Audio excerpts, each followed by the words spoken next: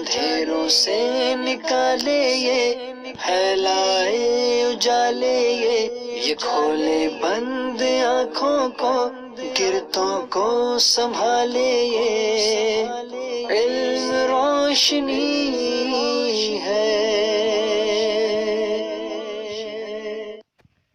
الحمد للہ الذی ابدع الافلاک والارضین والصلاة والسلام علی من کان نبیا وآدم بین الماء والطین وعلی آلہ واصحابہ اجمعین، اما بعد فاعوذ باللہ من الشیطان الرجیم، بسم اللہ الرحمن الرحیم۔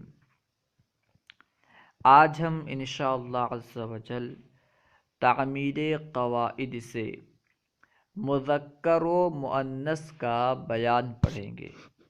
تو آئیے شروع کرتے ہیں۔ مذکر مؤنث۔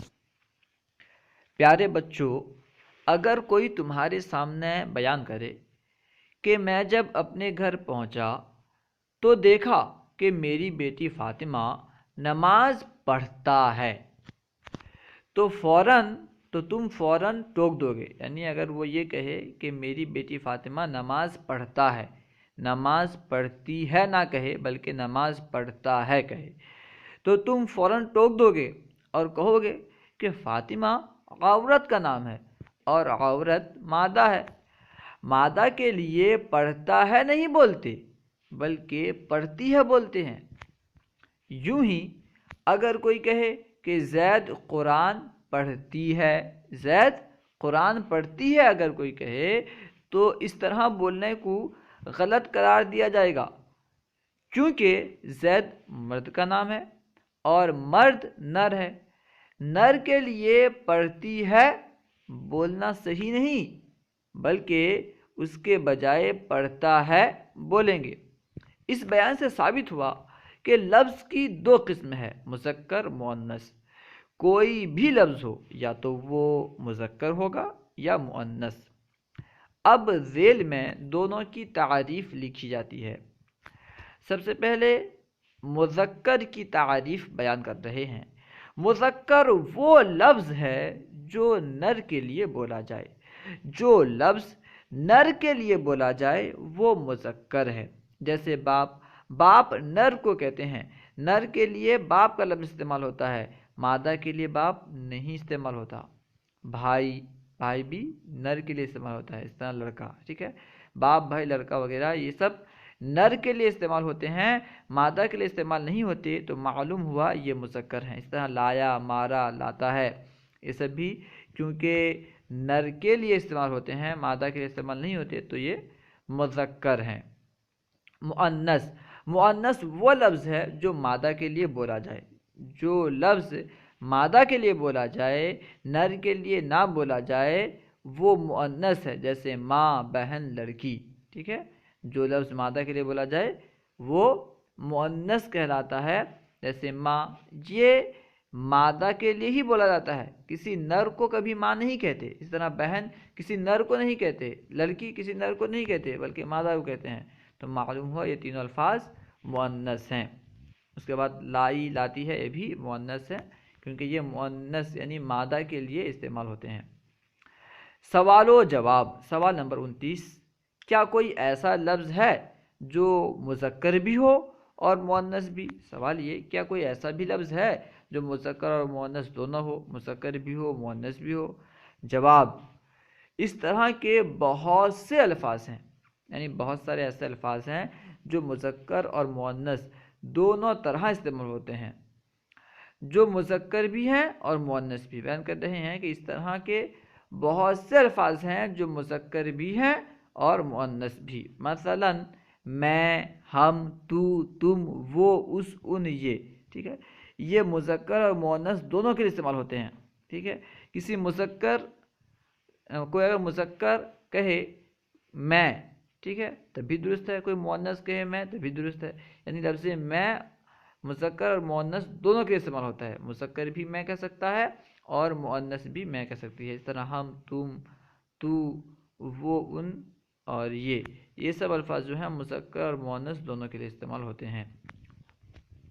سوال نمبر 30، جو لفظ بے جان چیزوں کے لیے مقرر ہیں جیسے چاند، سورج، سائیکل، آگ، ان میں کس کو مذکر مانا جائے اور کس کو مؤنث قرار دیا جائے؟ بیان کر رہے ہیں کہ جو چیزیں بے جان ہیں، جو لفظ بے جان چیزوں کے لیے مقرر ہیں، ٹھیک ہے نا، ایسا لفظ جو بے جان چیز کے لیے مقرر ہے، جیسے چاند ہے، لفظ چاند کو بے جان چیز یعنی جو نفس چاند ہے، جو رات میں آسمان میں نظر آتا ہے، اس کے لیے وضع کیا گیا ہے، اس کے لیے مقرر کیا گیا ہے۔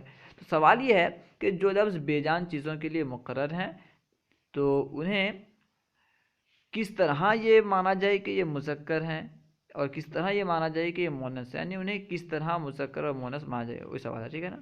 ان میں سے کس کو مذکر مانا جائے اور کس کو مؤنث قرار دیا جائے، اس کے بارے میں سوال کیا گیا۔ جواب، ان میں سے جس لفظ کو پڑھے لکھے قابل لوگ مذکر کی طرح بولتے ہیں اس کو مذکر سمجھا جائے۔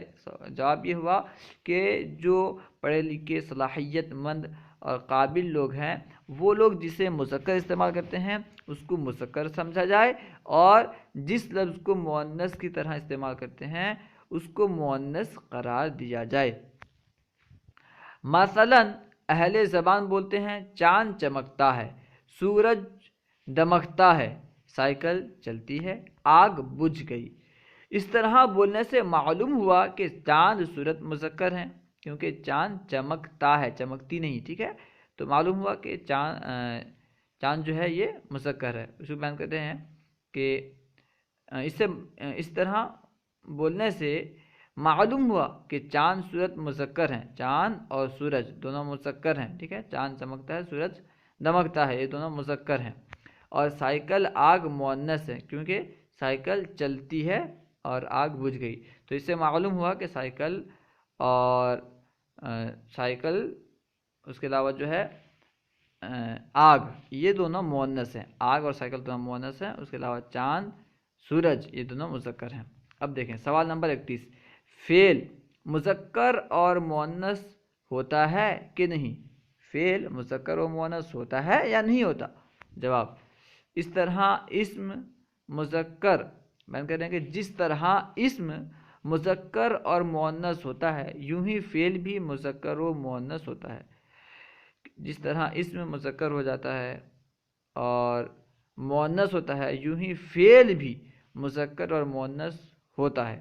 مثلا آیا فعل ماضی مذکر ہے، آیا یہ فعل ماضی مذکر ہے اور آئی فعل ماضی مؤنث ہے، ٹھیک ہے، تو معلوم ہوا کہ فعل مذکر و مؤنث ہوتا ہے۔